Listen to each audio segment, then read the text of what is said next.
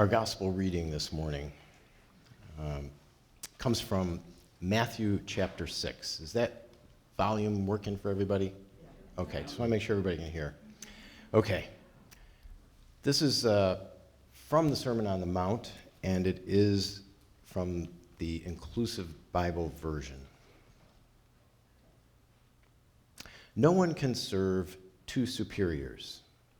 You will either hate one and love the other, or be attentive to the one and despise the other. You cannot give yourself to God and money. That is why I tell you not to worry about your livelihood, what you are to eat or drink or use for clothing. Isn't life more than just food? Isn't the body more than just clothes? Look at the birds in the sky. They don't sow or reap. They gather nothing into barns, yet our God in heaven feeds them. Aren't you more important than they? Which of you, by worrying, can add a moment to your lifespan? Why be anxious about clothing? Learn a lesson from the way wildflowers grow. They don't work, they don't spin, yet I tell you, even Solomon in full splendor was not arrayed like one of these. If God can clothe in such splendor the grasses of the field, which bloom today and are thrown on the fire tomorrow, won't God do so much more for you, you who have so little faith? Stop worrying then over questions such as, what are we to eat? And what are we to drink? Or what are we to wear? Those without faith are always running after these things. God knows everything you need. Seek first God's reign, God's justice, and all these things will be given to you beside. Enough of worrying about tomorrow. Let tomorrow take care of itself. Today has troubles enough of its own. Thus ends the reading.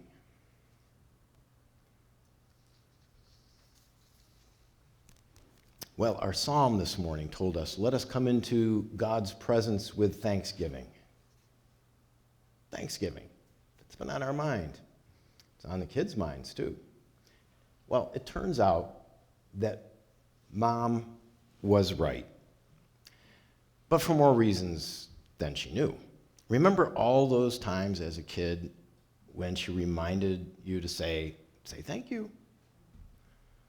Maybe it was when someone gave you a gift or a compliment or extended some sort of kindness to you, and your kid's impulse, like our puppy's impulse, might have been to just enjoy, jump right into it, and enjoy that good thing that came your way.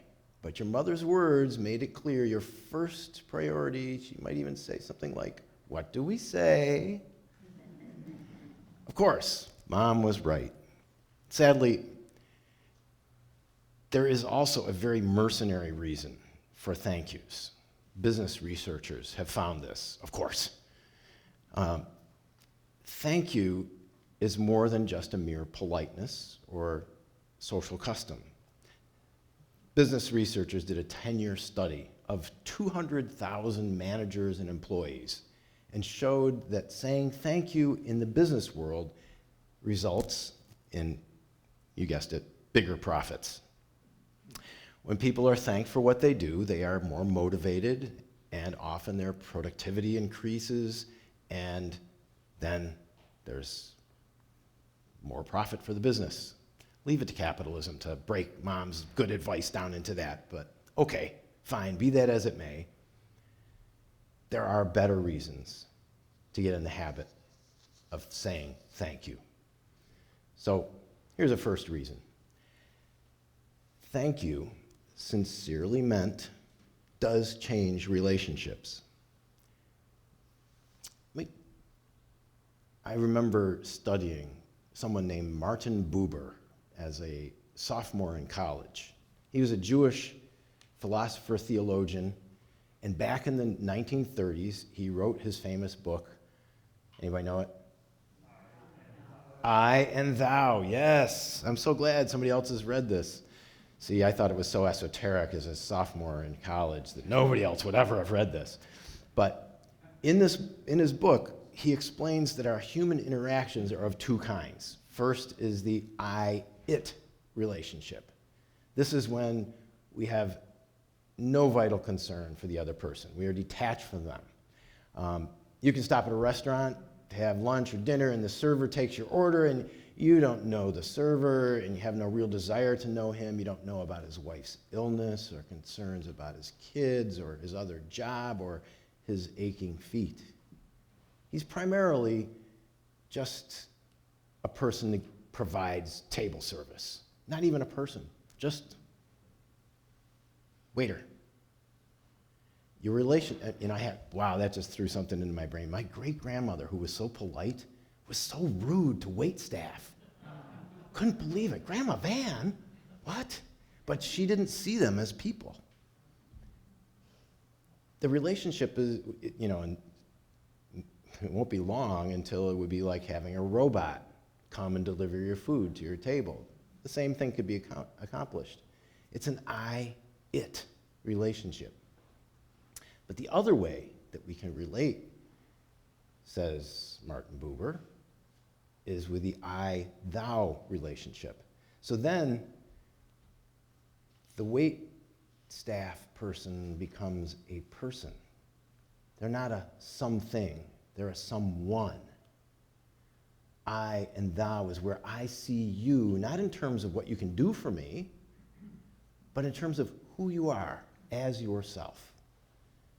Sincerely thanking someone forces us to see the other person as thou, not as it.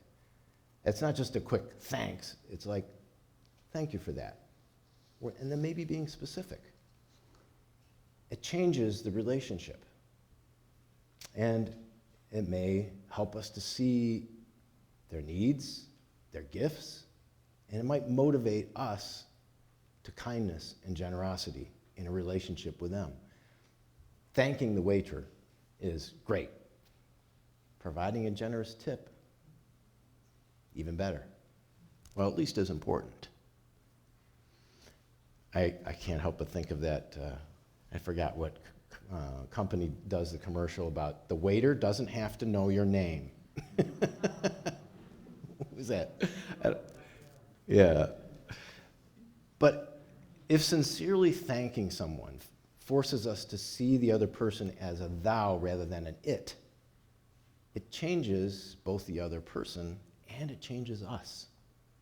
And that's something that a guy named John Kralik discovered for himself. A few years back, as the new year dawned, Kralik was living in one room in Los Angeles. He was separated from his wife. He was watching his law practice sink under hard times. But he decided to start the year by taking a long walk in the mountains. And somewhere along that walk, he became aware of this inner voice that was telling him, be grateful for the things you do have. So, likely doing something that he learned from his mother, he decided to begin writing thank you notes. And he started by writing a thank you note to his oldest son, who was a grown man, because at Christmas that had just passed, this was at New Year's time, his son had given him one of those 1 cup at a time coffee makers. And Kralik says that this gift by his son, quote, was saying that he knew something about me, that I'm a notorious coffee fanatic. And it affirmed that in me, end quote. But when he sat down to write his son a thank you note, he realized he didn't have even his son's address. And he didn't want to write an email. So Kralik writes, realizing that you do not have the address of someone really takes you out of yourself and helps you focus on the other person. You begin asking questions like, where are they living? How are they doing? We get so wrapped up in the day-to-day that we lose touch, he says, end quote. Long story short, this guy called his son, got the address, and then they met over lunch, and the relationship was deepened and rekindled. And Kralik went on to write a thank you note every single day that whole year. And it changed the way that he was in the world. And it changed his relationships. Those people became people to him. Hear the I and thou at work in there? Oh, and then he also went on to write a book, 365 Thank Yous, the year a simple act of daily gratitude changed my life. Sounds like a good practice. Don't know if I can pull it off, but I think that sounds like a good way to start.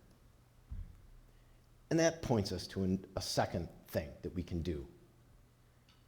Gratitude changes us. David Steindl-Rast writes, "It is not joy that makes us grateful, it is gratitude that makes us joyful." Gratitude starts by looking. Look. Look for something for which to be thankful. Even when things are rough, keep looking. It might be something as simple as, I'm breathing. Or it might be, I'm not hungry. I have food to eat. It's not just our children that do well to stop at dinner time or bedtime to look at what they're thankful for that day. Thanking our Maker is a powerful practice. And that practice of gratitude changes us. And it may change the way we deal with life. We live in anxious times, don't we? We can now know more news faster than anybody could ever have imagined, even 15 years ago. We know everything that's going on and everybody's opinion about what's going on. And we can't help but worry about that. It's our human imagination kind of gone rogue on us. Yet humans have always worried. I mean, even long ago, Jesus living in Palestine, where people's immediate worries were things like, gee, is there going to be enough food for today? Or are the Romans going to come and ransack our city again? And Jesus taught them, which of you by worrying can add a single moment to your lifespan? He was talking to people whose lifespans were pretty short by our standards and whose needs were pretty immediate. And he follows up with, seek God's reign first and God's justice, and all these things will be given to you besides. He's prescribing a practice of gratitude in practical terms. Remember, God is the source of all your good. Seek and bring fairness. Share your blessings. That's gratitude in action, friends. And that's something we can do. I'd like to end by something that we can do together. It is not joy that makes us grateful. It is gratitude that makes us joyful. Can we say that together? It is not joy that makes us grateful. It is gratitude that makes us joyful. Let's carry that with us through Thanksgiving week. Amen.